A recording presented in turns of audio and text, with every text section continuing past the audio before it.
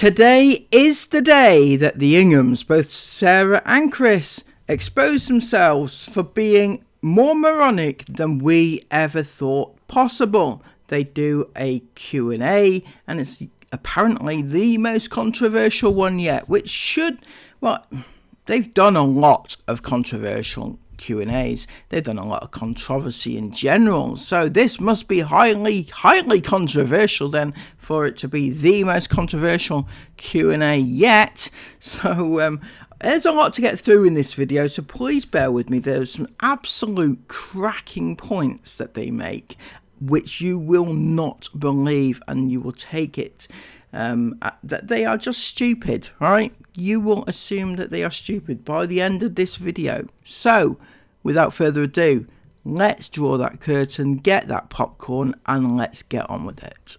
Touch, don't touch, right, don't touch. Good morning, Eiffel. Welcome to today's video. We are doing a Q&A today. It's very chill and quiet in our household today, isn't it?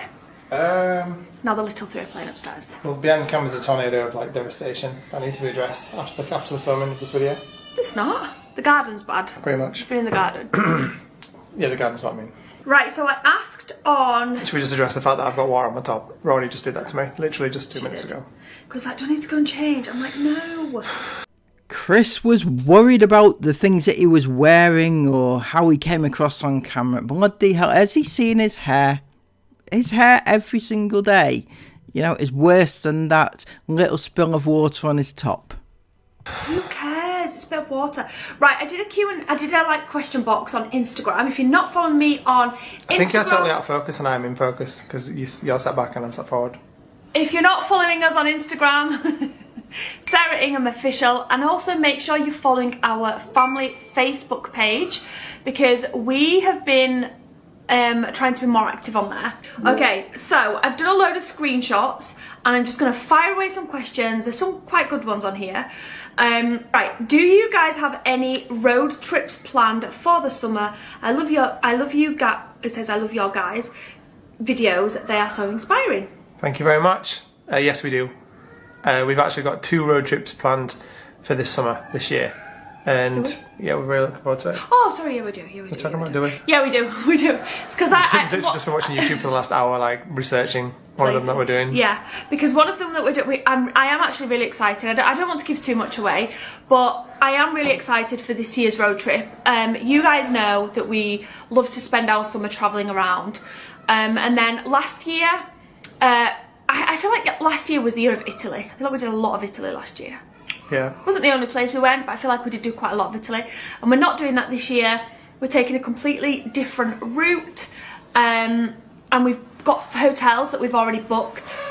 Because usually when we leave for these trips, we're always like, we're going to make it different. We're going to do a couple of hotels along the way. And then we never end up doing it because we get in the van. And genuinely, I know some people find this really hard to believe because we're such a big family in such a small space. But we genuinely love being in the van. Yeah, true. And so even though we have these intentions to book hotels along the way or Airbnbs, we never end up doing it because I'm like, yeah, but I can't really... I don't even want to justify the cost because I just love being in the van. Yeah, exactly. So... we've booked the hotels already, so we've already got we're doing like a mix. We're doing like a mix of like your all-inclusive holiday type thing. Yeah. With a bit of van life twist. In other words, you're driving to the all-inclusive instead of flying. Cutting down on costs, are we, Chris? Another hotel that's like not all-inclusive, but like adventure-y. Adventure-y. Is that a new Sarah Ingham-ism? Yeah. It's gonna be. I say this every time, but this is gonna be the best road trip we've done. Definitely. It's gonna be really cool. It's gonna be cool. For summer road trips, not obviously winter. You can't compare summer and winter road trips. But for a summer road trip, this is gonna be a boss. Yeah. Right. Question number 2. This is a boring one for you, but I get this quite often. Potty training tips. 3-year-old not showing interest and struggling. Also, you're a great family. Thank you so much. So honestly, I didn't read that you had a 3-year-old because I was about to start this with, don't try and potty train your child until your child is ready, because honestly it's pointless. Your child has to be ready, and I see so many parents bashing other parents online because their child's 2.5 and not potty trained, or 3 years old and not potty trained. Every child is different, And 99.9% of your children will go to school potty trained, using toilets. And everyone always worries as soon as their child becomes a toddler, like, oh no. But every child gets there in the end, or most children get there in the end if there's no underlying conditions. So things that I've done, I genuinely feel like I've been quite lucky with potty training my children. They've all been potty trained at the age of 2 or just before. Isla was our earliest potty trained baby. She was 20 months. So it was the Christmas. She was 1. She was a year old at the Christmas, and she didn't turn 2 until the 9th of April. So she was 20 months old. But you don't remember that, do you? Yeah, of course. Let you off. And I remember it because my friend had a little girl who turned 2 in December, and we potty trained at the same time. And all of my children took to it so easily, like no problems. And we often get questions asking like, how do you do nighttime? Our children naturally just stopped going to the toilet on a nighttime when we potty trained. We didn't do anything. We put them in a pull-up for a couple of weeks, and they were dry, and then we just stopped. Yeah, basically. Yeah, but the only tip that I can say, because I'm not an expert in this, because like I say, my children have been easy, is, and some people will find this a bit weird and a bit OTT, so apologies to you people that do, but I've never been shy about showing my children me going to the toilet. My children now, like, we might as well not even have doors in our toilets, in all honesty, because I swear I don't think I've been to the toilet alone since I had Isabel. Like, my children always seem to go to the toilet. Aurora started to, and usually they're not bothered, like they don't do anything, they don't, it's just like I'm sat on the sofa. But when they get to about 18 months old, or just a bit earlier, they start to say, wee wee. Or because whenever I sit down the toilet, I always say like, I'm going for a wee wee, Mama's doing a wee wee. This is really gross, but they'll be interested what's going on down there in the toilet. And I've never been shy about showing my children that. And I genuinely feel like, though, that's what's helped them go to the toilet. They know what I'm sitting down on the toilet doing. They know what wee-wee is. And it's hard to say that with them when they've got nappy on. You don't know when they're weeing, so it's the best way to do it, in my opinion. Why don't you live in Dubai permanently? I'm going to mix that, because there's quite a few questions regarding Dubai. So I'm going to mix this one into one. The first part is, why don't you live in Dubai permanently? And then the second part is, if you had to choose Dubai full-time or England full-time, which would you choose? Ooh. So we don't live in Dubai permanently, simply because we've got family and Prinny and a... You don't have Prinny. You don't have her. She lives with Jane and Steve, and she is, by all intents and purposes, their dog now, right? You don't give a fuck about Prinny, because most dog owners, well, all dog owners, people who love dogs, right, would not be okay with giving their dog away for 3/4 of the year, right?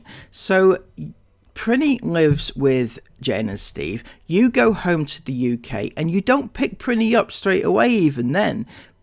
That's how much you haven't missed her. You're not so desperate to see Prinny again that you go over there straight away to pick her up. No, you wait for days, if not weeks, to get her back. And then you send her back again when you go off on your next road trip in a few weeks' time. You may as well just give her up, although you technically have already. Prinny doesn't really know you. She has a vague recollection of you at this point, but that's about it. Home in the UK still, so we. And I don't think, as well as add to that, I don't think we're meant to be home birds in one place. Yeah, I don't think we are. Because we get itchy feet. Yeah, we do. I said this to you the other day, didn't I? And we want to go, we don't have access to Europe from here, right? So, and we want to physically go back to Europe to get our vans to go for a road trip. Yeah. We're ready for that now. I said the other, because Esme was saying, I don't want to go, I don't want to leave Dubai, and Isabel was saying, I feel like we've all settled into life here, I don't want to get up and go, I'm not ready. Because we were saying, we've only got a month left here. And they were all saying, I just wish we didn't have to go, I just don't want to. Well, don't go then. You do realise you don't have to go, Sarah. You do know that, don't you? It's not it's not an obligation. If your kids are saying that they don't want to go home, then, or leave Dubai, then you don't have to go. Isabel doesn't want to go. She's settled into life there. Esme doesn't want to go because she loves it there, gives her the lifestyle that she's always dreamed of and whatever, right? Two of your kids are saying, I don't really want to go because I'm settled. Why would you uproot your kids when they're telling you outright? They're not even giving it like body language. They're just telling you straight out, I don't really want to go. Wish we didn't have to go. So don't go. Why are you going? Because I was under the impression that if the kids wanted to stay and do something and stay, if they spoke up and said that they wanted to stay, then you would listen to them and stay. I thought that was the deal. Clearly not. Too selfish. And I was saying that's so weird you're all saying that, because I thought that would be me, but I'm the opposite. Like, I'm ready. I'm not ready to leave Dubai, but I'm ready to do a trip. Well, here's what I suggest, Sarah. This is what I suggest, okay? Since you and Chris clearly want to go on your little road trip, and the kids, or the older girls, they don't really want to they don't want to leave, right? They don't want to go. Why don't you two both go on your little road trip, and Isabel can stay home with Esme and maybe Isla, and they can all live happily ever after. Isabel's an adult and she has been brought up to be very aware of the world and be sensible and responsible and things like that. I'm sure that's the case, isn't it? So why not let her look after the two younger ones? Do you know what I mean? Yeah. I'm ready to. I'm not even craving home this time, which is so weird. No, this feels much more like home. It feels this really time home round. to me. Yeah, it does. And with our routines and stuff we've got now, like Isla in class, the where we go shopping, nighttime routines, going to the gym, you name it. We've kind of, this has turned in. You've been to the gym once. That's not a new nighttime routine. That's going one time. You know, go again, and I might give you props for that, right? Because I personally don't think you'll ever set foot in that gym again. Into like proper home, and it's not that we don't want to be here full time. It's just that we love traveling, so we're not meant to be homebirds in one place at the minute. Yeah. So that's why, basically. That also leads me on to some people saying that we have a timeshare on this house. I know that wasn't a question on today's video, but I have seen comments about that. We don't have a timeshare on this house in Dubai. Wow. We don't. People say things like, "Oh, you're not there because you're not allowed to be there longer." We've got residence visas, so we can be in Dubai 12 months of the year, and we solely pay for this house. Do we pay? Is there even such thing as timeshare anymore? I don't know. Probably. Well, people say it. Well, then in Dubai, you have to have a thing called an ijari, which is basically a tenancy agreement, and they ain't shareable, and you can't sublet your house on an ijari. No. So obviously, we have an ijari on this house, which means a contract to pay for this house for a full year until it renews. And also you have to pay a DUA. So DUA stands for Dubai Electric and Water Authority. And you don't, it's not like in the UK where you get to pay that like, a bit each month. Bills here in Dubai are paid like upfront for the year. Pretty much everything. Your health insurance, like your electric and your things, like they're all paid like either quarterly or halfly or up front for the year. So like recently our health insurance renewed, and it was a lot of thousands to renew because it's an upfront cost for the full year. But that's for the full year. So once you've paid it, then it's paid. So it's kind of good, but kind of a lot up front, especially when like you're doing your rent and everything like that. And your rent's paid like in... Do we do quarterly or? We do quarterly. So your rent's paid in either 1, 4 or 6 checks. So you basically, at the start of the year, when our tenancy renews, we are actually currently looking at houses. So we may move from here. We're not 100% sure whether we're going to sign another lease for this house or whether we're going to move to a bigger house. Yeah. We're looking, so we'll see about that one. But when you sign a new tenancy agreement, we'll give the landlord or the management company like 4 checks, and each check is written out for a quarter of what the yearly rent is. Yeah. And then every quarter the landlord will cash one of the checks in. He just sends us a quick message, doesn't he? Like a few days before, like, hey guys, just a reminder that I'll be cashing in your check in X amount of days. Yeah, just like remind you to put the money in the account or whatever. The money's there, so it doesn't bounce or anything, I guess. Yeah, so it's cool. So basically, everything in Dubai is paid up front. So timeshares, that's not a thing, because like with between your electricity account that you pay for, you do pay your electricity bills up front every month, but you have a deposit down of 4,000 dirham. I thought we paid our electricity bill. No, you have to pay that monthly. That's paid monthly, but you put a deposit down at the start of so you take out a year's contract with DUA on the property you're in, and you pay up 4,000 as like a deposit for if you just leave the country and don't pay your electricity bills. Yeah, that's it. Oh yeah, that was it. But you pay your electricity monthly.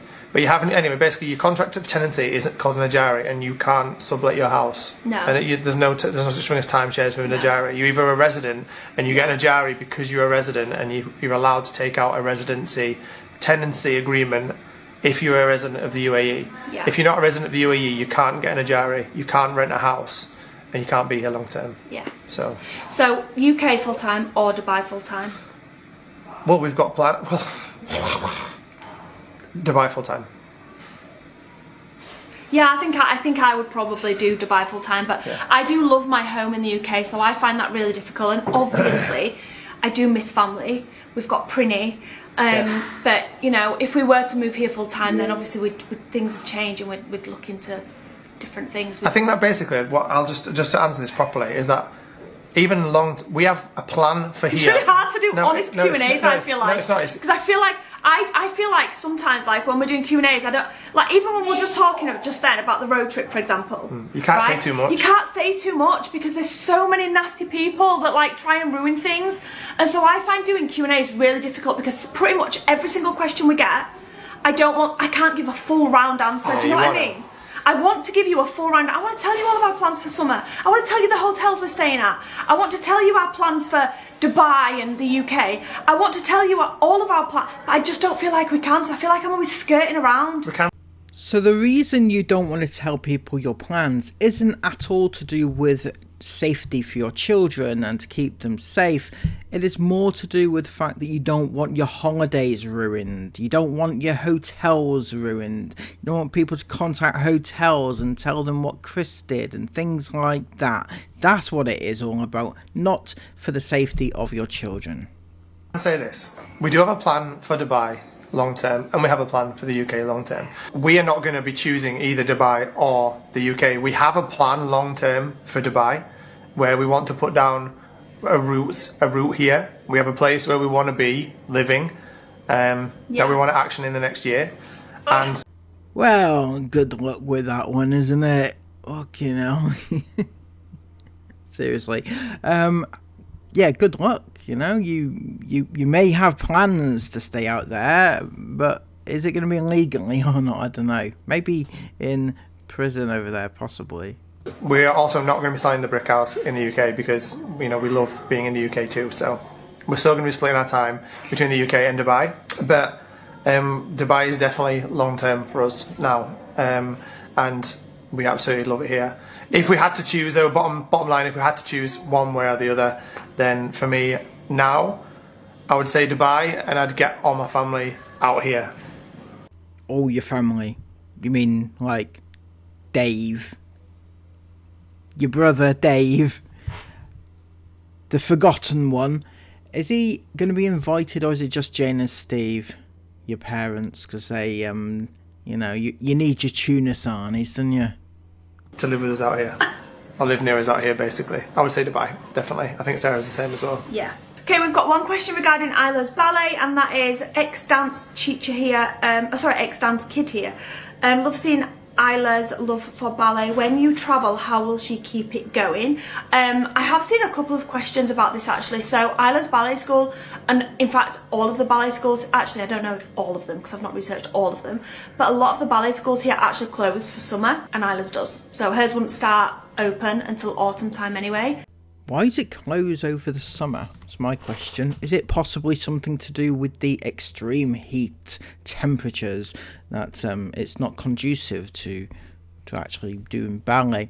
You know, if Isla, see, she wants to be a ballet dancer professionally. That's her dream. She wants to go to ballet schools in Russia, apparently. I don't want to go to Russia, but she wants to go there to Russian ballet schools, and she has that dream. Now, if she wants to do that, which you should be encouraging, obviously, she needs to train pretty much every day. And as far as I can tell, she's only going once a week, is it?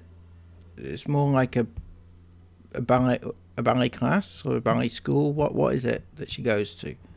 Because if she wants to be a professional dancer, she needs to train every single day, it's intensive, and I don't think taking a summer off is going to do it for her. Of which time we'll be back. So Isla's not actually going to miss out on that time then. Obviously, if we're not in Dubai long term, like for example, we won't be here over Christmas, Isla understands that that's just the way that our family is. That's just the way that we are. I'm sorry, what? I'm sorry, I might have misheard that. Your child has dreams and aspirations and hopes and everything, right? And yet you're saying that if she wants to do it and you're not in the country to do it, she's just got to accept it, basically. She's just got to suck it up and accept it, because that's just the way our family is, you know, and she knows that. So what hope does she have of actually being this professional ballet dancer that she dreams of? Right now, yes, somebody else commented saying something like, if Isla wanted to stay full-time so that she could do ballet, would she be allowed to? So it sounds really blunt, but no. No. Oh, fucking hell. No. If Isla wants to do ballet full-time, and she wanted to do ballet to become a ballet dancer, that's her dream, her goals, her ambitions, her hopes. And if she wanted to do that and stay there full time, the answer is no. Hear that, Isla? No. The thing is, Sarah, this kind of contradicts something that Isla herself put out there on social media. When somebody asked her whether or not she would be allowed to stay home to do her ballet, she replied, when she's good enough, when she wants to do it professionally, then her parents would have no problem letting her stay home because they want the best for her. That is what Isla said in public. But what you've just said there completely shits all over that. Because somebody else commented something like this the other day on one of my Facebook posts, saying, I don't know how you can say in Dubai it's clear that Jace misses the UK. Well, who's seeing that and where? Because we don't see that in real life. No, I think it was from the Q&A. He answered like he loves both, or so. I don't know. It's irrelevant anyway. That Jace misses it's clear that Jace misses the UK and his family and things in the UK, and that's true. Jace misses his bike in the UK. His chopper bike. His chopper bike. He misses it. He talks about it often. I love my chopper bike. When we go home, can I play on my chopper bike? As soon as we get in the house, we get my chopper bike. He speaks about. But we're not going to fly the whole family of 8 home because a 6-year-old misses his chopper bike. Sarah baffles me. She truly does. Baffles me. This isn't about Jace's chopper bike, I'm pretty certain, right? Psychologically, you would look deeper into that and say it's about the fact what the chopper bike represents. It represents the UK. He misses the UK. Not just his chopper bike. It's not flying everybody home because he misses his chopper bike, right? It's flying everybody home because he misses the UK. You know? So, you know, people sometimes take one child's interests like to the extreme, like the whole family needs to stay in Dubai now so that Isla can continue her ballet class, or the whole family needs to fly back to the UK so that Jace can play on his chopper bike. Like,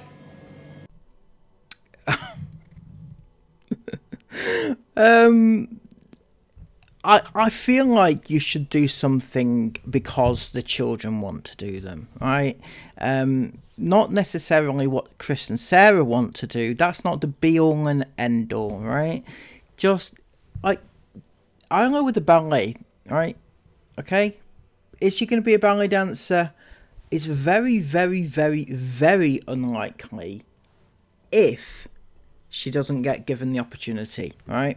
I have no idea how good she is at ballet. Never seen her because she doesn't show it, right? But she's not going to get good. She's not going to get professionally good if you don't allow her to do it. And right now, you're not allowing her to do it. You couldn't give a fuck. the children know and they have a choice. Like, we can set down roots somewhere and never ever travel again and get you all into extracurricular classes. Are you actually okay? Are you okay, Sarah? You're saying that the children know that if you set down roots and you stay in one place, you'll never travel again. You'll never be able to go on holiday ever again because we're going to live in one place for the rest of your lives. You do know that holidays exist, right? People go on holidays every day. You know, people live in one house every day and they go on holiday. They travel every day. You know, it's a thing. It actually is a thing. It's moronic that you are actually turning this around, saying to your kids, well, if we do this, you can never go on holiday again. If that's what you want to do. But they don't want to do that. Isla loves to do ballet, but she also loves to travel. Esme wants to start ice skating lessons, but she knows that she'll miss some if we travel. Like, it's not a deal breaker on them starting classes like that as to whether we'd be able to do it full time forever, 365 days a year. Yeah, basically. But yeah, Isla's class and ballet classes do close for summer, so it actually works out really well because her show, which she's got coming up, see everything I say I'm having to like be careful what I'm saying. Her show, her ballet show that she's got coming up, is like just before we leave back to go home, and obviously that's the end of the season, not season, semester, term. Yeah, that's the end of her term. So it actually worked out so well. When we got here in Dubai in April, March was it? Got here at end of March. Yeah. Her class started like 2 weeks after, the term started like 2 weeks after we got here. So it just worked out perfect this time. And I'm sure it will next time. And I'm sure there'll be terms where she misses a couple of lessons. But that's just life. That's just the way it goes. Okay, this is a lot. In fact, my question boxes this time were pretty much 2 questions. Like hundreds of the same 2 questions. And one of those was, is Esme doing her GCSEs this year? Is Esme taking exams? So the answer to that is, we don't know. What do you mean you don't know? What? I mean, her GCSEs are right now, is what it is. Like, right now, she should be doing them right now, or she should have done them already. So, how do you not know if she's doing them? That's a little bit confusing, just a smidge. Esme, we've always been very open on our channel. I think they mean this year is in this June, which is the year she should, if she was in school, be doing them. Yeah, but she's not. Yeah, but Esme might decide. Well, I know at the minute she's saying she wants to, but you know, who knows when she's going to decide she's ready. So who knows, like, when she's going to take them. Okay. I'm just giving a straight answer. Like, if I say yeah, she's doing them next year, as soon as next year comes around, you said. I'm not tripping myself up. You know what I mean? We don't know. And quite a few questions saying, how does it work? Is Isabel doing laundry on her back? I was just about to say, what's Isabel doing? Well, she actually isn't doing laundry on her back. I'm going to bed She must have washed her bed. She's putting her bed in on the dusty barbecue. Wow. So basically, people have asked as well. I should be so annoyed when she takes it off later and it's covered in dust. Basically, a few people have asked about homeschooling GCSEs and how it works. So many of you guys don't know that GCSEs can be taken at any time in your life. So yes, they can be taken any time in your life. It doesn't mean that they should be, right? I get that there should be more options for kids and more knowledge that when you're 16, that's not the be all and end all of the rest of your life. You know, kids should not be told that if you fail your exams at 16, that is it for the rest of your life. It's over, right? But there is no benefit to waiting until you're 25, 35, 45, 55. There's no benefit to doing that. Because what you're doing then, you're limiting your life opportunities in order to forge a career, to make money or do whatever it is you want to do, because you're waiting until the time is right. When Isabel took her GCSEs, she was in like a private place with people in their 20s, with people that looked way younger than her, with people in their 30s. You know, you can technically take GCSEs at any time in your life. That's the beauty of homeschool as well. And that is the beauty of homeschooling. If you don't feel ready by June, May, you turn 16, that's fine. Take them at another time. But if Esme is not actually studying for her GCSEs right now, what is she studying for? Like, you say that she's away doing her schoolwork, right? Whenever. But what if... what's she doing right now? What is she doing? Because surely you would be studying towards your GCSEs, but she doesn't seem to be doing that. So she must be doing something or nothing.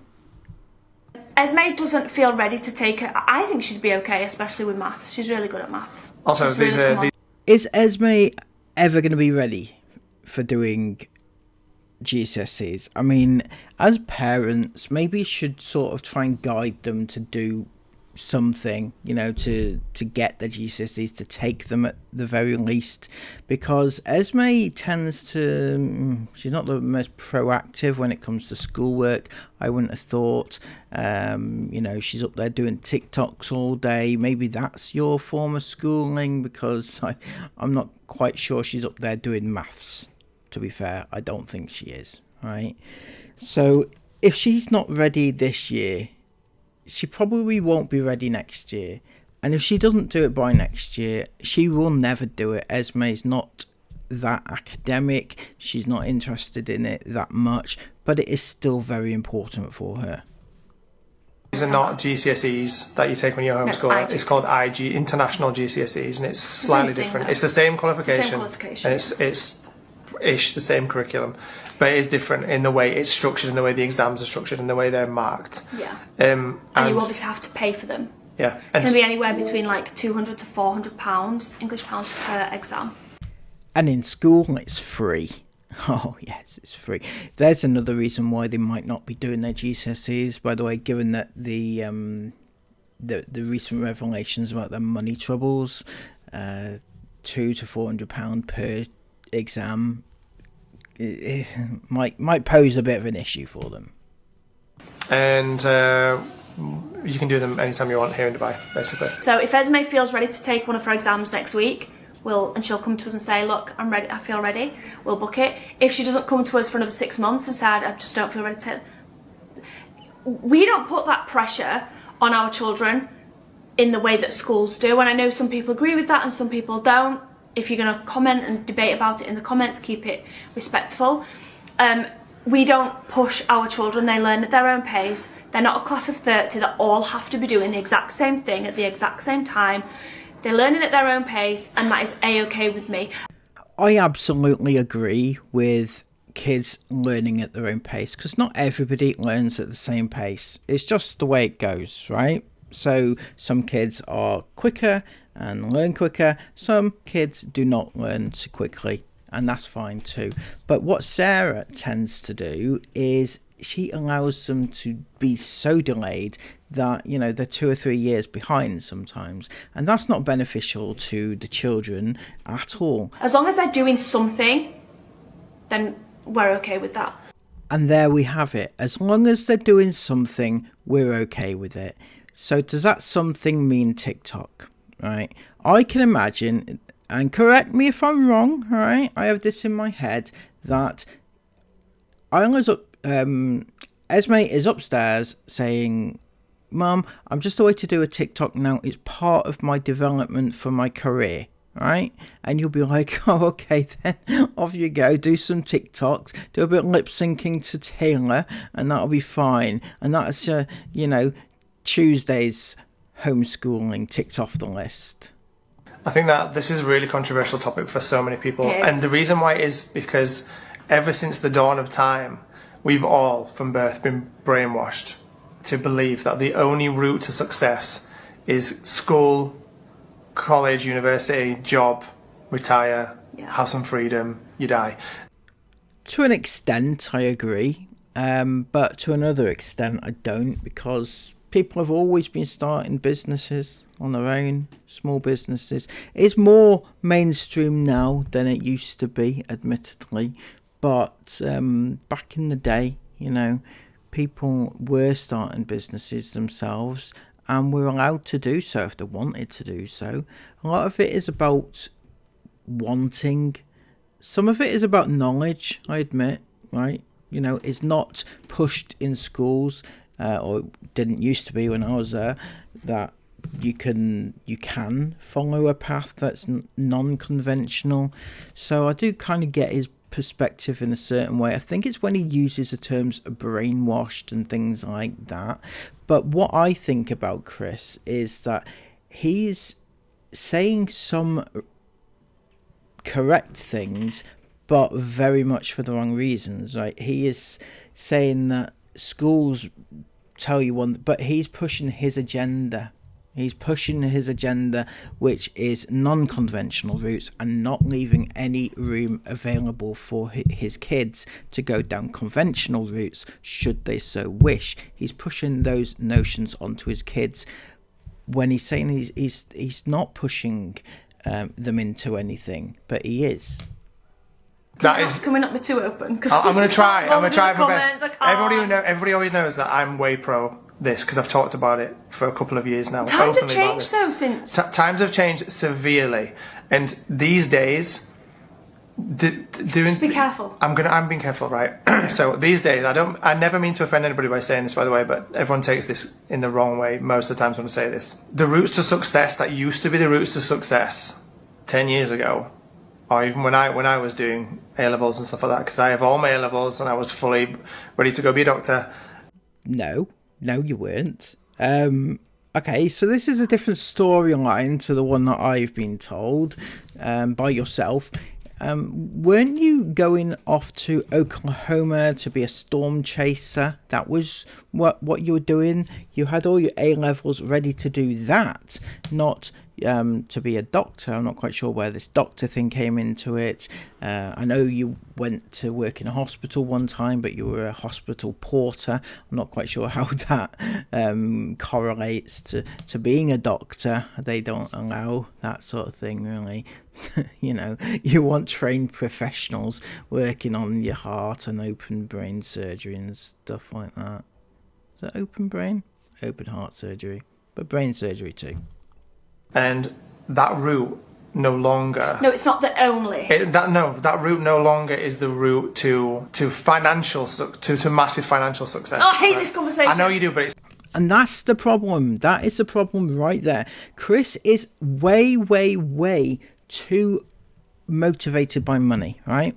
Okay, so I get the money motivation. I am motivated by money too, so I get it. And I agree with him in certain aspects, but the fact that he's always pushing it's all about the money, right? When you're at school, you're not pushed into it's good to get a good education so you can get a good job to get good money, right? That's, I guess, is the most people's goal. But he's saying it's all about the money. Everything is about the money. You can't do that you can't get money if you go to school. You can't, you're not gonna be an entrepreneur if you go to school and earn riches and stuff like that. It's all about the money for him. But then there's a certain other things where his children might not be motivated by money. It sounds to me, right, like Isla wants to be a ballet dancer. Again, whether or not she makes it, I don't know, but that's what she wants to do, and I can't imagine that is gonna earn her millions, for example, right? I don't think she's getting into that because of the money. For example, Isabel wanted to be a psychologist, but she can't do that without going through schooling and without going through education. And it might not pay the millions that you so crave for your kids. This is the truth about the world, right? It's not the only way. It's not the only way. It's not the only way. Because you can still. It's you not can. The only way. You can. It's not the only way. Those traditional routes, are not the only way to financial success. Yes, we need doctors. If we don't have doctors, we'd be in very big trouble. So it is extremely important that people are doctors. We need all workers. We need every single worker. People who want to go into careers at McDonald's. We need people that do that, because otherwise, who's going to serve us at McDonald's, etc. Who's going to serve us at McDonald's if there's no McDonald's workers? So, some of you hang back from my advice because we need the McDonald's workers, because we get our weekend McDonald's. So, we need you to serve us. etc. Every single job needs somebody that is happy to do it to make the world turn. Yeah. And there is nothing wrong with any of those jobs. No. Loads of people have pulled me up about this by me saying stuff online about traditional matrix isn't the jobs. only way to go. Right? It's not the only way to Do you go. have to use that word? It's the truth. I'm just saying. It's no wonder people pull you up on it. You sound so blunt there sometimes. But it's why do I beat about the bush though? Oh, I don't know. The school system. This is the truth. The school system and the job system is designed to put you through school and turn people into workers, because workers keep the world going round. If we didn't have workers, the world would stop. We need workers. But there are other ways now to become financially successful, because obviously I want my children to be financially successful so they don't have to worry struggle like we were. No, it's not only exploiting your kids online. No, it's not. Nothing to do with that. Right. Okay. So you admit that you exploit your kids online for money, and this is the thing, right? The problem is, like, you go on about like leaving the matrix and making your money and being an entrepreneur, and this is how you do it. You don't go to school and do this, that and the other, and you need to do it this way because it's better and it's a better way of making money.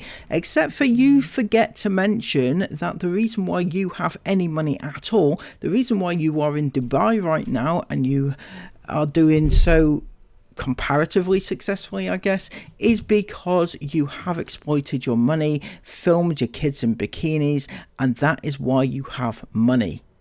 Esme and Isabel have their own businesses in their own right, and they are doing very well for themselves. Okay, it's all right. Not only Isabel this time, but Esme has also got her own business. She's also got her own business. It's the first time we've heard of this one, isn't it? If she has got her own thriving business, why did she have to save up for that bloody Coach bag?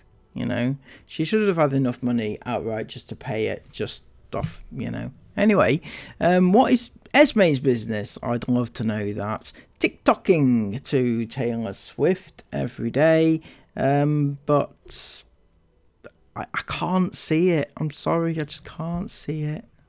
And that is nothing to do, that is all actually very little to do with social media and very little to do with anything they've learnt in school. Somebody or asked anything else. if we can share Isabel's other business and ours, and we can't. So that's where you draw the line privacy-wise, is it? You've pimped her out, bikinis, swimwear, underwear, the lot, since she was 11 years old. And yet you draw the line at revealing her business. And we would love to, because it's something we are so proud of, but it would be tarnished and ruined, and we were not willing to risk that. Yeah, because everybody knows the best way to grow a business is to keep it completely private and secret from everybody else. Fucking weird, absolutely weird. Why would it be tarnished and ruined? Is it because of Chris Ingham's misdeeds? Their wicked stepfather would ruin it for them. Is that what's going to happen? You know, I suggest that they just reveal what it is, because you've got 1.3 million people to try and sell products to. It's nothing to do with anybody else but Isabel. But basically, they're doing great, and they're setting themselves up for life.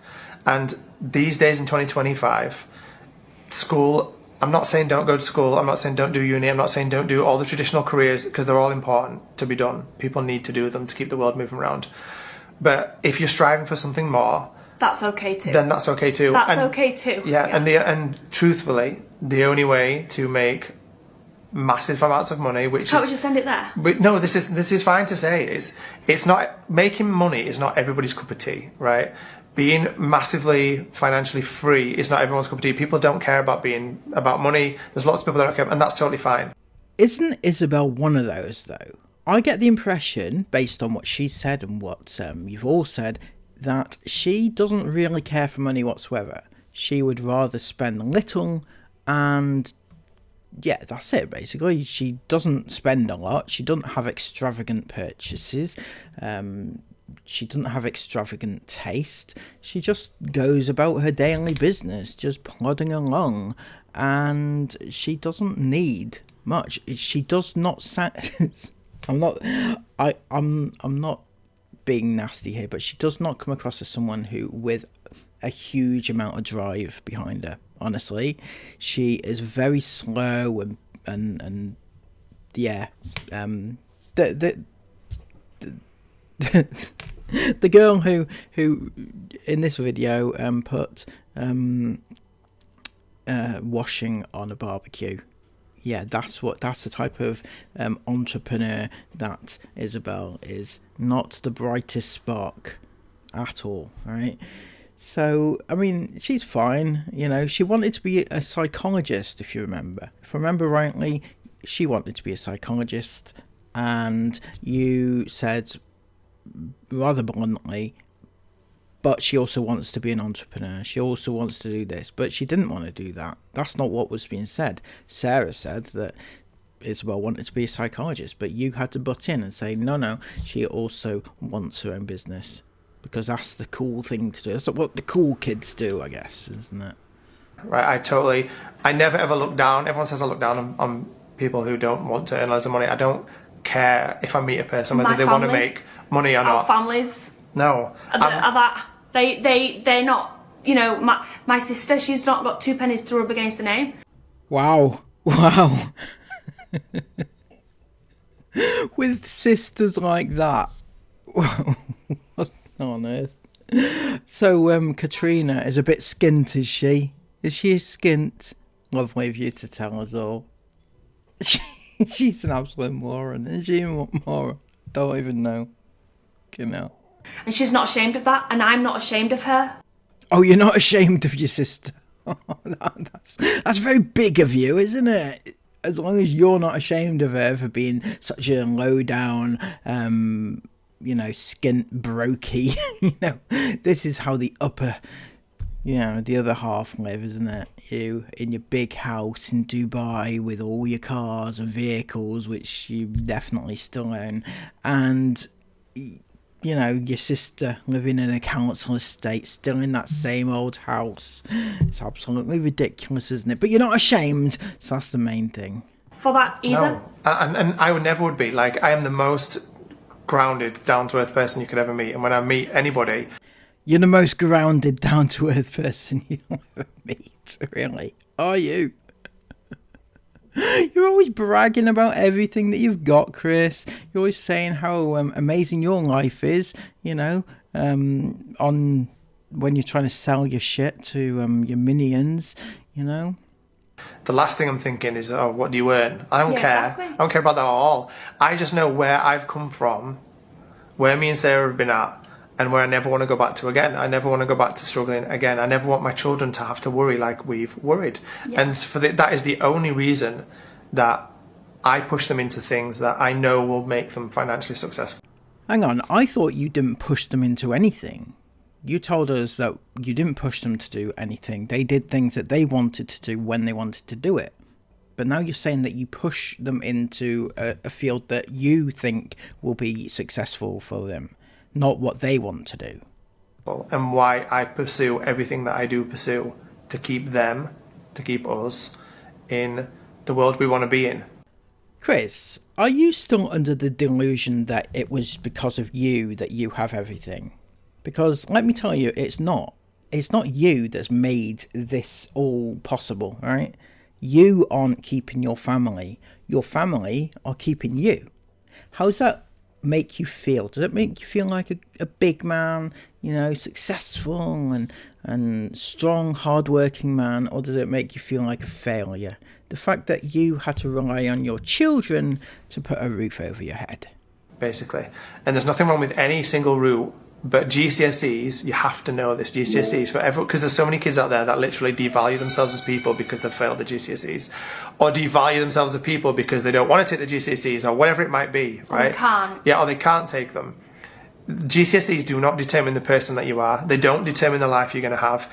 You don't need qualifications from school at GCSE level, A level, university level to be the most financially successful person in the entire world. In fact, most financially successful people in the entire world do not come from school. Okay, but an education certainly does help, you know? It does help. Even those people who didn't do that well at school, they still got an education, and it really will help your kids to navigate their way through the business world if they are, you know, qualified or even just a little bit of training. They come from other ways. They do not come from school. The majority of school routes will not put you into massive financial success. And that's the truth in 2025. And that's all I'm going to say. It's the truth. It's the truth. So don't anybody come at Esme about IGCSEs or anything else, because she will be massively successful in the world, and she will not get there because she had GCSEs. But, the only reason. Yeah, the only reason, yeah. And if there's anybody else that's out there that can't take their GCSE exams or doesn't want to, or has failed their exams and can't face retaking them, or just whatever it might be, you are not a failure in any way, shape or form. No. And trust me when I say the most successful people on this planet did not come from GCSEs, and that's all. And also, can I just very quickly to add, you don't need, you know, like when you go to school and everyone's like, oh, you have to get your 5 A's or you're not getting into this and you can't do that. Well, Isabel didn't get 5 A to C's, and she was still able to do college. And I mean, I know it's different because hers is a home learning one, home educating one. So it's still the same private, qualification so at you the have end. to pay. But it's still at A level, still an A level, which she could then go on to other university if she wanted to. She's still able to get those A levels without that original 5 GCSEs. Yeah. So basically, for anybody that is stuck and lost in the world about stuff like that, yeah, it's not the end of the world. We answer questions way too long. Yeah, yeah. And there's if anyone comes for Esme, you're just doing it through your own lack of education in this particular subject. That's it. Okay, also trying to lose weight, any tips?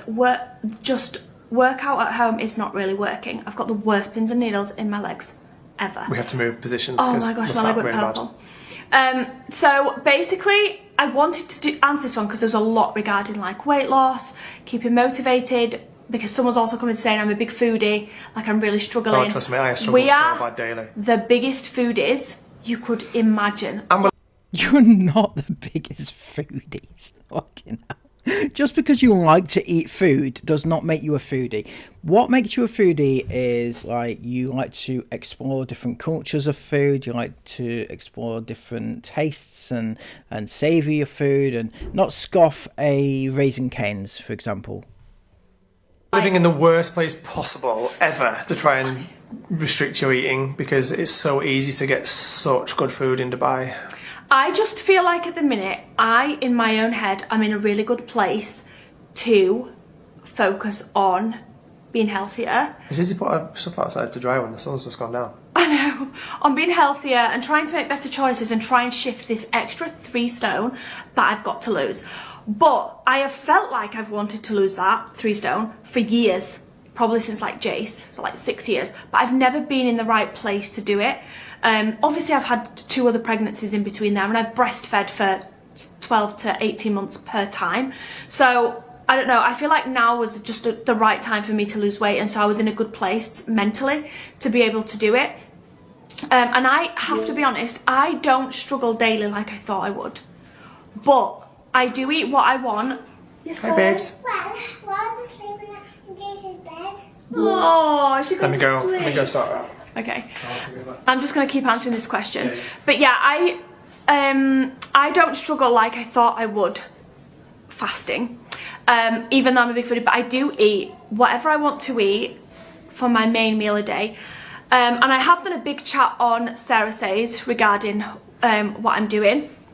But I wanted to ask this one because somebody said my workout at home isn't working. I was telling the girls, and I'm telling Chris this all the time, it doesn't matter if you're working out 7 days a week if you're not eating the right things. And I feel like a bit of a hypocrite saying this because I don't have a very, very healthy lifestyle diet. Like, I'm losing weight at the minute, but that's not because all I'm eating is lettuce. Like, I still enjoy food. I'm a big foodie, guys. I can't not enjoy food. My opinion is, yeah, I do want to lose weight. Yeah, I do want to be healthier, but I still want to live. I don't want to feel like my whole life's restricted. But especially the girls didn't realise how little, and I loved this the other day when I went to the gym with Esme, how little calories you burn when you do workouts or when you go to the gym.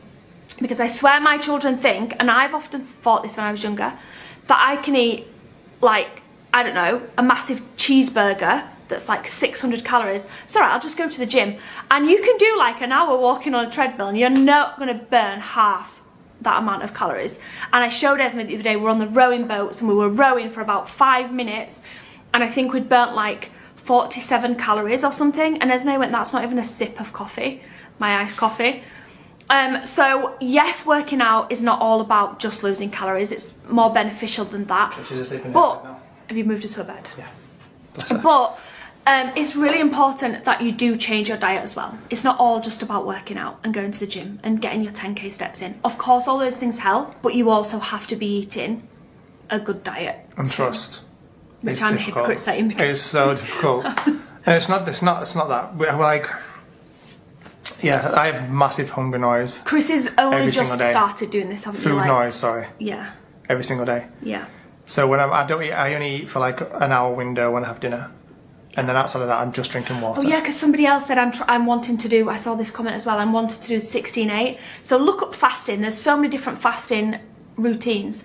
And 16-8 is basically where you fast for 16 hours and you eat during an 8-hour window. Now, a big mistake that some people make when they do this is they eat in that 8-hour window, but they trough. They properly trough in that 8 hours. And then they're like, oh, fasting's not working for me. Well, it's not going to work if you're not in a calorie deficit. It doesn't matter what hour windows you're eating. If you're consuming more and you're not in a calorie deficit, you're still going to gain weight or you're not going to lose weight. So it's really important to work out your calorie intake. Really easy. There's so many calculators online. I think it just goes on your weight, your age, whether you're male or female, and it will tell you what calories you need to be eating per day to lose a pound a week or 2 pounds a week. That lamp on me anyway, push it. And you have to It's getting dark, stick can you? to that. Yes, but In your calorie window. So whether your eating window is 8 hours or whether it's like what we're doing, it's like 1 or 2 hours a day, because we fast pretty much 24 hours a day.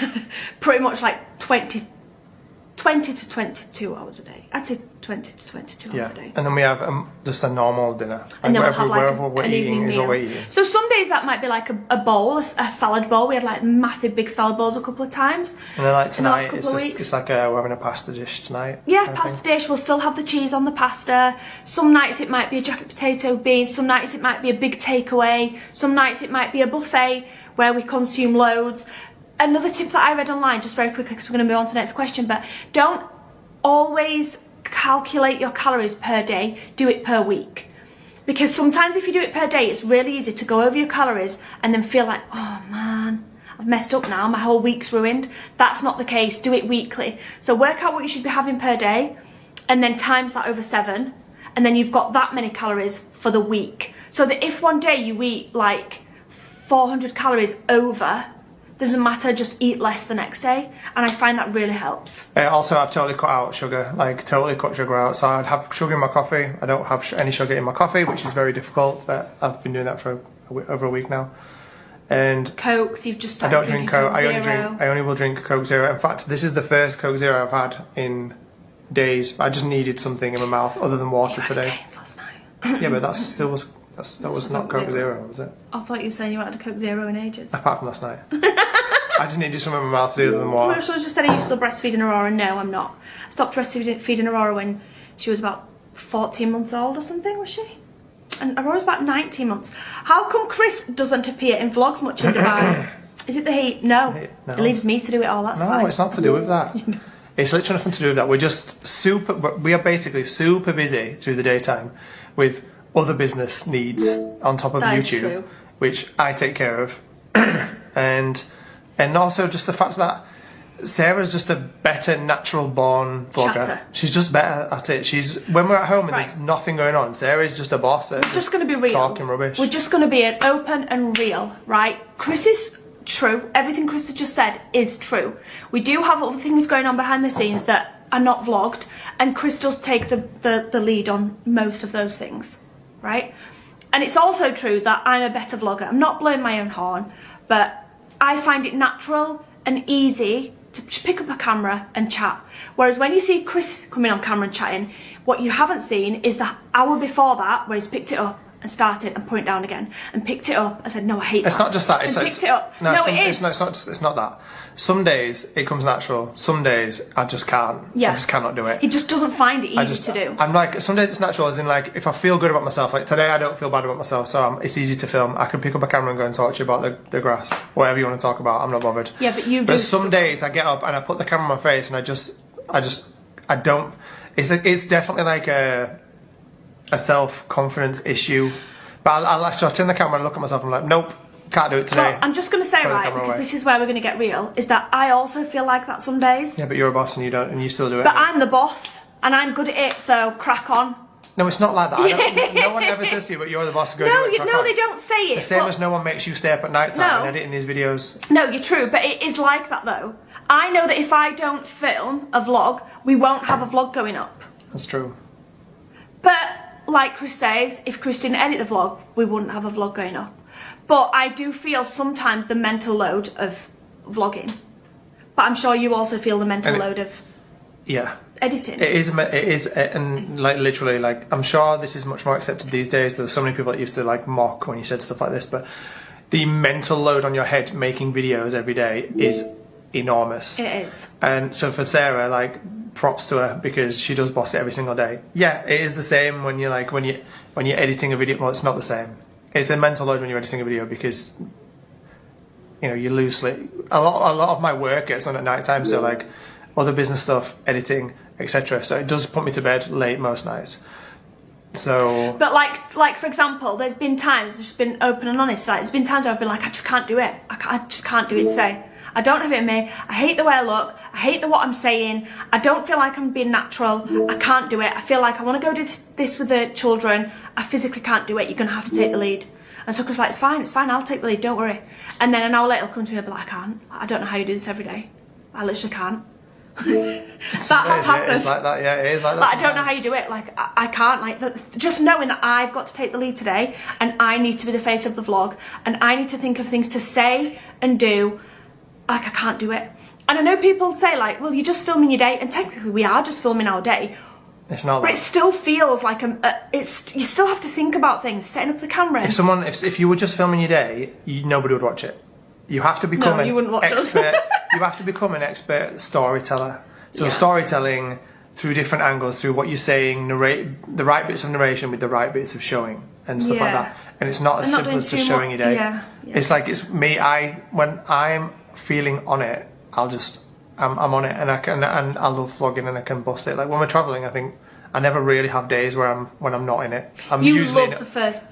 A new location, you're always buzzing. I'm always buzzing to film in new locations. Then, but when after a while, it tips off though. When it's mundane days of nothing really happening, and you really have to think about what you're doing and saying to make something interesting. I really struggle with those days. And we and Chris we have argued in the past, like, pressure comes with any job you do. And we're not sat here saying we're the same as a Tesco's worker or a doctor or a lawyer. We're not the same, we're all different, but nobody's feelings are invalidated just because they do something different. There is pressure with vlogging. It is a job. We do work hard at what we do, and there is pressure that comes with that sometimes. Let me explain the pressure though. This is what it's like. I don't feel like people don't understand, like, because from our vlogs, I don't feel like people understand because, let me tell you why. From our vlogs, it looks like all we do is just get up and go shopping. Or all we do is get up and go to the beach. And we are so lucky that vlogging has taken off in the way it did for us, and we're able to live this life, and we don't ever take it for granted. And we're so lucky that we even get to go shopping every day if we want to, or every day go to the beach or swimming. We're so lucky that we get to do that, and we will never take that for granted. But that doesn't take away. But that also doesn't take away the fact that we still have a mental load of each day. Man, I'm looking well shiny right now. What's going on? I know I do. It's because of the light. No. Let me just explain. We can't do a big explanation. No. Just quickly, I'm going to explain the mental load about why, so you understand, right? Basically, when you start making videos, this is how the mental load goes exponentially, right? When you start making videos, you want to start a YouTube channel. It's kind of carefree, and you're not expecting anything to happen. So it's just like, I'm making a video. Okay, cool. I'll upload it. Maybe someone will see it.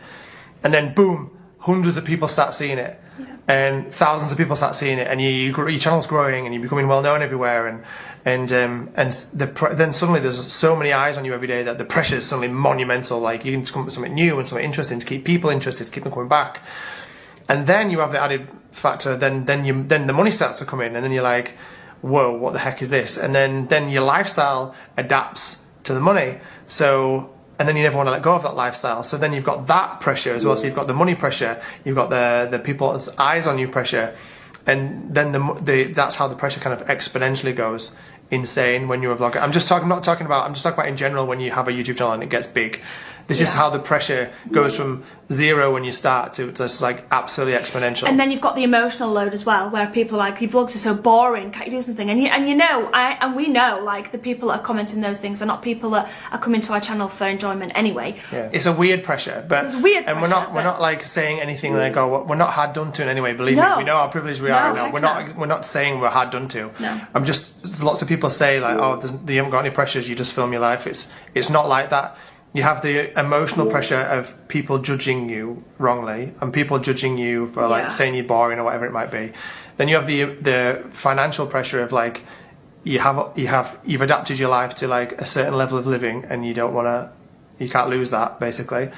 And then you have the pressure of like all the eyes on you as well, sort of thing. So and I'm not talking about for us in general, I'm talking about that's how it is with every single like YouTuber who's started a channel and it's got big. So that's where the pressure is when you're a vlogger.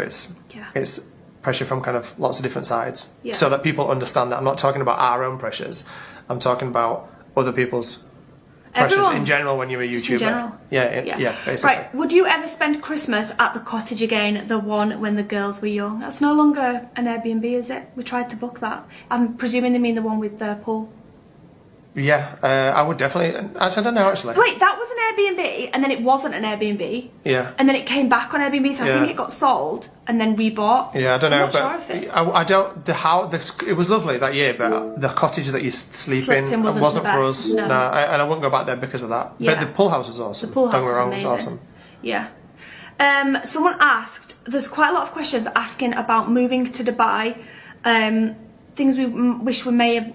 Things we wish we knew, and then the costs. Okay, I think we've actually already done a video on that, but basically there's a lot of upfront You do the costs, because I didn't know the cost. But I don't know the costs off my head. I'll have to look them up again, but right now, so at least £10,000 per person. Not per person, but like, so if you're a single person moving to Dubai, you're going to need about £10,000 up front. Yeah.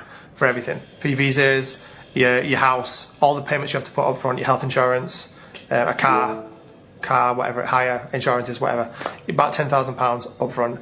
And if it's a family, I think it was around-ish £30,000 for all of us. Yeah, but 10,000 up front, but you're going to need at least another 10,000 in savings because it is expensive here, and I don't just mean expensive as in like your supermarket shop. I mean things like, your rent that you have to pay for the year. Like you have to give those checks that are covering you for the year. And then there was another one, your health insurance, like Chris just mentioned, things like that. Car hire is really expensive. I mean, our car hire, I feel like that's so expensive what we pay. I don't think it is though. You don't think it is, do you? I think as well, because here you pay a premium for... We have to have a 7-seat though. Obviously we've got an 8-seater, so that's a premium for that, but you also pay a premium for, what's wrong with my brain? Korean cars. So Kia, because they're super reliable, so everyone wants one. Everyone wants a Kia here. There's lots of American cars here, which then for like rental terms they're not as popular because the parts, so I've been told, the parts are harder to get hold of, servicing, etc. Everyone loves Kias because they don't break down, basically. Korean cars in general. So anyway, do you still get periods? Yeah, I still get periods. I'm only 39. I don't know if they mean like after the tubal ligation, but that's a bit of a weird question. I also saw somebody. Mate, train's popping off right now. That's stop bleeping in the background, sorry. There's so many baby questions, like hundreds, and then this one here, are you on any contraception? Do you think that's a bit too controversial to answer? No? I don't think it is. No? It's just normal, isn't it? I am actually not on any form of contraception, and I haven't been on any form of contraception since 2018. That was the last time we when we were Jace. Yeah. Was in the picture. So 2018 was where I was on the pill, and I've been on the pill since I was a teenager, because I used the pill. I used the pill to regulate my periods because I didn't get regular periods. I think I started taking the pill when I was probably around 16, 17 maybe. I wouldn't recommend that now, but I was on the pill for many years, and then in 2018 I decided enough was enough. I wasn't taking the pill anymore. I looked into all the other different forms of contraception, and I just didn't agree with or fancy any of them. I didn't want to take any of them. So yeah, that and obviously at that time we were obviously wanting another baby, Jace, and then after then obviously we went for a stage where we didn't want a baby, but at the minute and actually forever now, I will never personally take contraception, as in like putting things into my body, taking the pill every day, injections. I will absolutely not do any of those things. 100%. And I'm not saying you shouldn't or anything like that, but just personally for me, no, I'm done with that. It's over to the man, in my opinion. I actually got my tubes tied when I had Aurora. We know. But yeah, but some people, whatever. But anyway, and then for you that are new and don't know, I got a call on Boxing Day to say that it had not worked. It wasn't even that it had not worked. On my right side, the consultant doesn't know what the surgeon cut and tied, but it wasn't my fallopian tube. Suspected large muscle that supports my uterus. Never confirmed though. So, because the other question is, do you want more children? I would 100% love more children. And this is a topic that I don't feel like I can answer on here. Maybe I'll do a Sarah Says on this, because my answer is really deep, in depth, and I don't want to have that conversation now. Okay, there'll be a Sarah Says video about that. But there'll be a Sarah Says. I'll do a Sarah Says on that. There's a video for this week. I will do a Sarah Says on it because it's quite an in-depth chat that my feelings are really deep with it and really confusing. But yeah, we don't know even if we can have more children. And I'm not on contraception, but I haven't. But that's not an indicator that I'm going to be pregnant soon, because I haven't been on contraception since 2008. So that's 7 years. That's 7 years. But funnily enough, I've never ever fallen pregnant without wanting to fall pregnant. True. And I sleep in the caravan anyway, so. Yeah, exactly. Exactly. I think, should we end it on this one? I feel like we've answered loads of questions, okay. Really longly. Really long answers. What is your favourite thing about being a parent? It says mum, but we'll do parent because Chris can be involved too. To 6 gorgeous kiddos.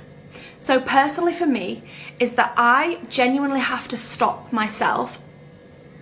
I do this daily. Could you not turn that beeping off? I do this daily. Yeah. And remind myself that right now is probably the most special time in my life. I feel like right now I'm at my prime in life. I've got my health. Chris is healthy. I've got my children are healthy. What do you mean you hope? I hope I am. Chris is a hypochondriac. I'm not a hypochondriac. I'm just trying to do everything I can now to make sure that I'm healthy. Yeah. I just genuinely feel in such a good place in my life. I feel confident in myself. I feel confident in my parenting. And even though over the last 10 years on YouTube, I may have looked like I had my SHIT together, I didn't. I questioned everything. I questioned, you did. I did. You might have felt like that, but you did, for the most part. I did, but I still felt deep down, I still questioned a lot in myself. Whereas I don't feel like at the minute I'm questioning anything. I'm feeling confident in what I'm doing. I'm feeling confident in what I'm teaching my children. I feel confident that the decisions I'm making for the right reason, and they are the right decisions for my family. Yeah. Noise from people online doesn't get to me in the way it used to. Even like you know, big things that, you know, people say or question, I'm just like, it doesn't bother me because I know that what I'm doing right now for me and my family is the right decision, and I just feel so happy and relaxed, comfortable, and just really flipping happy. And I pinch myself because I feel like I've got everything with my 6 children. I've literally got 3 teenage daughters that I can... That are flipping nightmares. For real. Yeah, but we wouldn't have it any other way. No. Oh, no, definitely not. We wouldn't have it any other way. We've got 6 teenage daughters. I can, you know, the arguments, the fights, the like, I don't mean fist fights, but you know, I mean arguments between them amongst ourselves, the giggles, the laughs, the banter, like, oh my gosh, the banter. We'll be sat at the dinner table and the girls will be chatting about something, and all of a sudden me and Chris will literally spit out our tea and be like, what did you just say? And then everyone bursts out laughing because they've said something like, I don't know, really inappropriate or something like that. And I'm sure it's just not, it's normal things that, you know, 16-year-olds would be saying to their school friends, but we're like, wait, what? That's not alright to say in front of me and your dad. Like, go chat to your friends or your sisters about stuff like that, but we're at the dinner table. Yeah. You know, and it takes us off guard, doesn't it, sometimes by surprise, but it's like it's normal. And I feel like we've got that really fun side of the teenagers, and I know a lot of people talk about teenagers, like Chris just did, in such a negative light, like, oh, like the hormones and the arguments and the rages. We and go from 0 to World War V in like a split second, especially with Isabel and Esme. Yeah. Sometimes. I do feel like a lot of people, like, you know, highlight those things, but they don't always highlight, like, the good times, like the banter that we can now have with them. And the, you know, the excitement over things that we're actually excited about as well, and not excited about, you know, a new Pokemon card. Oh, no, that's actually wrong because so many adults like that. But you know, excited about Fireman Sam toys. You know, yeah, I'm excited, but I'm excited for Jace, not because I'm actually excited about the Fireman toy. It's like with teenagers, it's like stuff that we're actually excited about, and we can all be excited about it together. Yeah, like yesterday at JBR Beach. We went to JBR yesterday, and we were in the sea talking about what we mentioned earlier about our forward plan for Dubai. Yeah, we can plan it with the girls. We were talking about those plans and like us sitting at this, you know, at a new house or whatever, and just loving life. We were talking about future plans. Yes, it's really fun that you've got these older children that and they're all so excited about it, and that's really nice for them. And then they can have all their little inputs in it, like, can we do this? Or even on the van trips, like our summer trip that we're planning at the minute. Can we go here? Or I've been doing some research. I found this place I'd really like to visit. I love that. I love that they're involved in the planning and the, you know, the excitement of it, the adult excitement. Do you know what I mean? Not the Fireman Sam excitement. Yeah. So that's that. But then I've also got the Fireman Sam excitement, which I love, and the excitement over a leaf in the garden. Yeah, you can't beat that. I mean, that just goes without saying. You can't beat that level of magic. You can't beat it. Like, you just can't beat it. And so that's why I'm saying, like, I feel like I have to pinch myself at the start of this very long answer, because I feel like I've got it all. Like, I feel so lucky because I have it all. I've got all. We have all of it, and we need to, like, sit and remember. This is such a good time in our lives right now. Like, we don't have worries about things that millions of people have worries about, like money, health, broken families. That's the thing, like, is that we don't have those, and I feel like sometimes you can just live it and just be like, we, you know, but like to actually sit down and think about it, like, it's just so special. You should always think about things like this as well. If you think you're in a bad situation right now in life, imagine tomorrow being told you have terminal cancer, right? You would give anything in the world to go back to the day before, when you just had the problems you had the day before. Yeah. Right, okay, I feel like that's a little bit controversial. Is that the controversial bit in your Q&A, Chris? Equating your life with people who have cancer? Like the dishwasher breaking? Yeah, like the problem is that you realise when your health is not good, that they don't matter at all. No. Those type of problems you wish you had. Yeah. Or how in 20 years' time you'd give anything to go back 20 years and have the problems you've got today. Yeah. You should just remember that when you're feeling bad about the situation or whatever's going on in life, you should just remember that tomorrow you could have terminal cancer and you would give anything to have those problems back tomorrow. You should think about that when, like, the kids have coloured on the wall or something. Like, is it a big deal? Nah, fool, them tools are getting... What's it at? It's on the steps. It's arrived. It's just arrived. Jason Miller got a new clock in the bedroom and they're so excited about it. But yeah, we'll set it up now. We're finished, okay? Yeah. 2 seconds. So, I think that's going to conclude our very long Q&A. Thank you guys so much for all of your questions. Sorry if we didn't get round to answering yours, but we talk for England and we always answer way too long on these. And also, I hope that nothing we've said in this video... Yes, Can we open the cup? I've got you guys a present. I've actually got you a present, okay?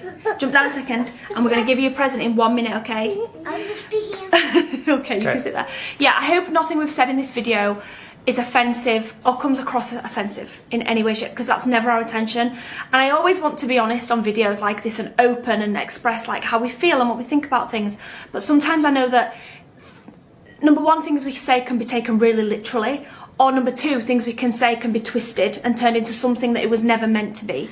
So if we've said anything controversial or some things that you don't agree with, and we know not everyone's going to agree, but just know that we didn't mean it in a way that was meant to cause offence or meant to, you know, have an effect on you, basically, a negative effect on you or your family. Yeah, and life's all about loving people with different opinions. So if everyone had the same opinion, it'd be super boring. Yeah. And you can give an opinion without being offensive. Yeah. So I know people always say, like, you know, they'll come back to you being like, oh, well, you always block people that don't agree with you. No, we don't. And we never, ever would block somebody that give an opinion in a respectful way.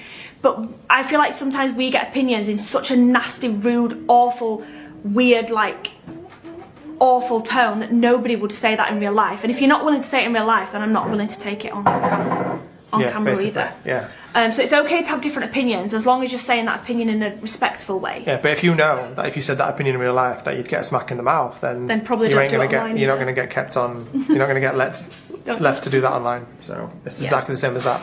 You should just think about the way you can definitely say everything in a respectful, nice way. Yeah. When you start getting nasty and just dirty and horrible, then you're going to get blocked. But that's the only reason we would ever block somebody. Yeah. So you know, if it's something that you think you could say in person without getting chinned, then say it. Go say ahead. it then. Without getting chinned, you're going to get a smack in the mouth if you say that Chris is a predator. I'd say that in public, right? In fact, I'd get a megaphone and say it. You know, Chris Ingham is a predator. I would, genuinely, and I would say it to you. So why? I don't see the problem. Also, by the way, you are threatening to smack people in the face with your children in the room. It's not really a good idea, is it? Or don't you care about your kids? Yeah. Right, but if it's something you'd get chinned, if it's something you'd get chinned for, if it's something you'd get chinned for in real life, then you're gonna get blocked. So that's the only reason, basically. And there we have it. That was a rather long Q&A. So thank you all who have made it to the end of this video. It was quite eye-opening, quite a lot to get your teeth into there. So if you have any opinions about anything that was mentioned here in the comments below, please put them. And until next time, please subscribe to the channel if you are new. Have an amazing day. Take care of yourselves, and bye-bye.